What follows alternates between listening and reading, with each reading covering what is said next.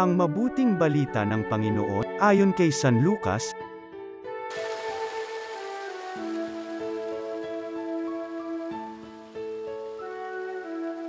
Noong panahong yun, sinabi ni Jesus sa kanyang mga alagad, "Maging mahabagin kayo gaya ng inyong ama. Huwag kayong humatol at hindi kayo hahatulan ng Diyos. Huwag kayong magparusa at hindi kayo parurusahan ng Diyos.